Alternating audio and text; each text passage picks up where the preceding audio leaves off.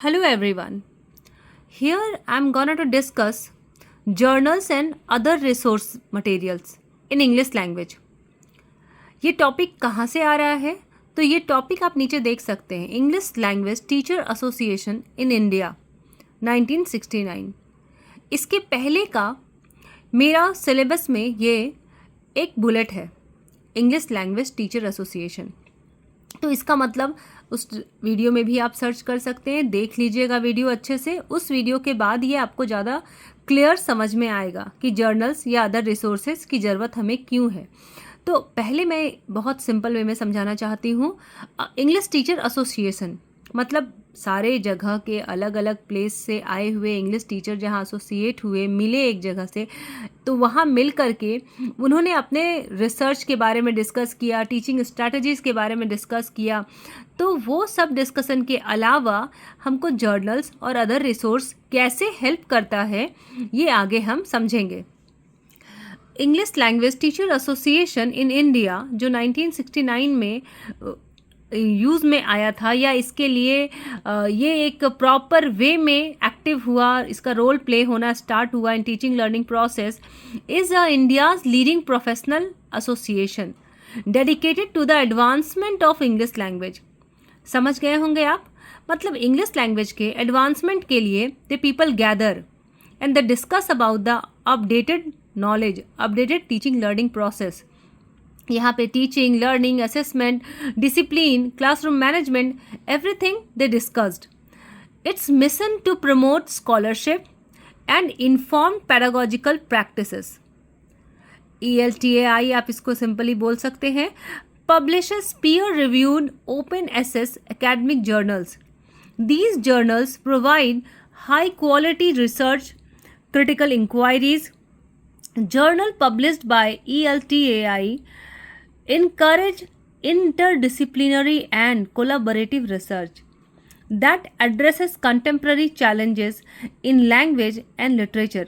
Interdisciplinary मतलब discipline, मान लीजिए आप आर्ट एंड ह्यूमैनिटीज़ के हैं, उसको दूसरे सब्जेक्ट के साथ कैसे इंटरकनेक्ट करते हैं, कैसे उसको दो सब्जेक्ट को मर्ज करके दोनों में क्या बेनिफिशियल पॉइंट्स ऑफ व्यू हैं, उन सब को डिस्कस करते हुए, ताकि बच्चा ऐसा नहीं है कि एक डिसिप्लिन में पढ़ रहा है तो इसके अलावा वो दूसरे सब्जेक्ट के बारे में नहीं नॉलेज रखता है। तो यहाँ पे बात हो रही है इंटरडिसिप्लिनरी, ताकि बच्चा अदर सब्जेक्ट के बारे में भी पढ़ते हुए अपने मेन सब्जेक्ट को, मेन डिसिप्लिन को कैसे आगे प्रोसीड करता है, नई इन्फॉर्मेशन को जानते हुए। कोलैबोरेटिव रिसर्च मतलब दोनों को ही पढ़ने समझने में, अगर कोई रिसर्च ये कहता है कि मैथ और साइंस में ये बहुत इफ़ेक्टिव है, तो शायद प्रोबेबिलिटी है कि वो इंग्लिश पढ़ाने में भी हेल्पफुल होगा। इसके पहले हम एक रिसर्च में डिस्कस किए थे, जो है हमारा माई lesson plan 5E lesson plan. Yes, वो साइंस के बायोलॉजी साइंस पढ़ाने के लिए उस 5E activity based lesson plan का इनोवेशन हुआ था। बट जब उसकी इफ़ेक्टिवनेस इतनी अच्छी रही तो उसको इंटरडिसिप्लिनरी अप्रोच के जरिए दूसरे सब्जेक्ट को भी पढ़ाने का बेनिफिट लिया गया और रिज़ल्ट बहुत अच्छा रहा। तो आज हर teachers activity based learning, activity based teaching करवा रहे हैं वाया 5E लेसन प्लान। तो आई होप ये आपको क्लियर हुआ होगा interdisciplinary and collaborative research. Journals और किस तरीके से बेनिफिशियल है? Bridge the gap between research and classroom practices by differentiating the old and new methods of teaching. मतलब जो रिसर्च पब्लिश्ड हो गए हैं उसको इम्प्लीमेंट करना है क्लासरूम में और फिर उसके बेनिफिट को चेक करना है। Promote innovation in language, teaching assessment, curriculum design, educational technology, and teacher development programs. The journals committed to advancing excellence and strengthening the global community of English language and literature. मतलब journal advancement excellence बहुत अच्छा जहाँ पे implement हो रहा है, जहाँ बहुत अच्छे प्रोग्रेस हो रही हैं, वहाँ के आइडियाज़ को, स्ट्रैटेजीज़ को यूज़ करना। आप 10 ग्रुप से मिलेंगे, आप अच्छे एसोसिएशन में जाके मिलेंगे, अच्छे लोगों से मिलेंगे जो रिसर्च होल्डर्स हैं, जिन्होंने बहुत अच्छे अच्छे इनोवेटिव आइडियाज़ रिसर्च किया हुआ है, तो they will definitely share their point of view and other people get the benefit by their research. Journals and other resource materials are essential tools for English language teachers. With the help of these English teacher improve their pedagogy, मतलब teaching methods, update their new research, develop professional skills. Next we try to know एक journal में क्या होते हैं, क्या चीज़ को ध्यान में रख करके एक जर्नल को लिखा जाता है. तो research articles, teaching ideas, book review, case studies, इन सब को ध्यान में रखते हुए या आप सेपरेटली भी इन पे काम करते हुए अपना जर्नल लिख सकते हैं. मतलब आप बुक रिव्यू कर सकते हैं, उसका जर्नल लिख सकते हैं, केस स्टडीज़ अगर आपने कुछ किया है या आपके पास कोई टीचिंग आइडियाज़ है, और रिसर्च आर्टिकल्स है. इम्पॉर्टेंस क्या है जर्नल्स के? तो नंबर 1 से देखिए, updated teaching methods. Next, provide research based teaching strategies, encourage reflective teaching practices, helps teachers to prepare innovative lesson plans for enhancing academic research and higher studies. यहाँ तो updated teaching method मतलब पढ़ाने का जो latest version है, जैसे मैं example बार बार दे रही हूँ कि जो हमारा कन्वेंशनल अप्रोच था वो क्या था, टीचर सेंटर्ड था. नाउ अ डेज लर्नर सेंटर, जहाँ पे बच्चे पैसिव लिसनर नहीं होते हैं, एक्टिव होते हैं. एक्टिव कैसे होंगे? They will participate in discussion in discussion or by doing any activities.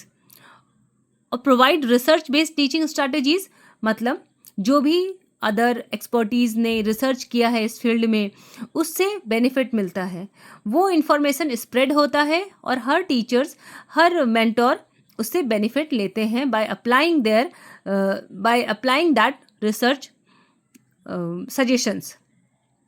Encourage reflective teaching practices, मतलब रिफ्लेक्टिव मतलब आपको कुछ रिफ्लेक्ट हो रहा है as you see your face in the mirror.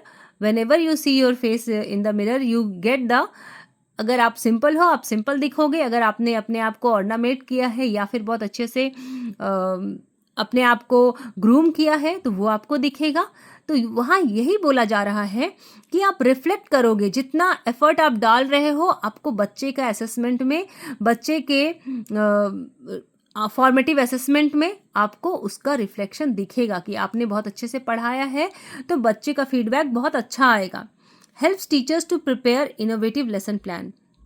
Innovative lesson plan का मतलब क्या है कि जो अपडेटेड है, जो हमारा कंटेम्प्रेरी अप्रोच है, या किस तरीके से, जैसे अभी कंटेम्प्रेरी अप्रोच में कंस्ट्रक्टिव अप्रोच बहुत ज़्यादा यूज़ में टीचर्स यूज़ कर रहे हैं टीचर्स, और एक्टिविटी, प्रोजेक्ट, टीम वर्क, ये सब कुछ टीचर्स अभी बहुत ज़्यादा स्टूडेंट्स को प्रैक्टिस में करवाने की कोशिश कर रहे हैं, प्रैक्टिस करवा रहे हैं ताकि बच्चे लर्निंग बाय डूइंग के पैटर्न से सीखे. तो ये सब कुछ, ये सारे जो कंटेम्प्रेरी अप्रोच हैं, somehow every teacher get to know by the research and the research published in the journals for enhancing academic research and higher studies. मतलब बहुत अच्छे जो अभी एकेडमिक अप्रोच हमारा है कहीं पे भी इम्प्लीमेंट करने के लिए ये जर्नल्स से हमें सर्कुलेट होता है कि किस स्टेट में, किस कंट्री में किस तरीके से टीचिंग लर्निंग अप्रोच यूज़ किया जा रहा है. अब हम समझते हैं types of journals. Number 1, research journals, published original research studies. Number 2, online journals, e journals भी जिसे बोलते हैं, available digitally for easy access. मतलब ये आपको ऑनलाइन सर्च करने से, अगर आपके पास टॉपिक है, टाइटल है, तो आप उसे सर्च करेंगे, आपको वो जर्नल मिल जाएगा पूरा प्रॉपर वे में. Educational journals related to education and pedagogy. Professional journals, teaching practices and classroom experiences, मतलब क्लासरूम मैनेजमेंट और क्लासरूम में कैसे परफॉर्म करना है, totally related to that particular things. Important English language journals. तो देखिए हैं तो बहुत सारे, लेकिन मैंने मेन यहाँ पे मेंशन कर रखा है Oxford University Press English language teaching journals, Cambridge University Press ELT journal English language teacher, NCERT educational journals etcetera. Other resource materials for English language teaching. Number 1 is reference books. Reference books मतलब encyclopaedias, grammar. Reference books, encyclopaedias, grammar books, hand books, dictionaries. Text book में क्या आएंगे? Prescribed syllabus, grammar, vocabulary, chapters और exercise.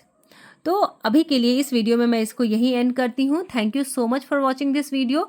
But ये part 1 होगा. इसके अलावा भी बहुत सारे अदर रिसोर्स मटेरियल्स हैं which we will discuss in the next video. तो कल के वीडियो में मैं आपसे डिस्कस करूंगी कि अदर रिसोर्स मटेरियल्स और क्या क्या हैं. तो अभी आप इतना समझ जाइए और आपको शायद आई एम होपिंग कि आपको पूरा क्लियर हो रहा होगा जर्नल्स एंड अदर रिसोर्सेज का मतलब क्या है. तो अगर फिर भी मैं इन सिंपली आपको बताना चाहूँगी कि journals and other resources beneficial है for those who is going to teach for any subjects. But here I am focusing only for English teacher association. मतलब अगर वो एसोसिएट हो रहे हैं, अगर वो मिल रहे हैं एक दूसरे से, तो उससे क्या बेनिफिट्स होगा. Thank you so much for watching this video.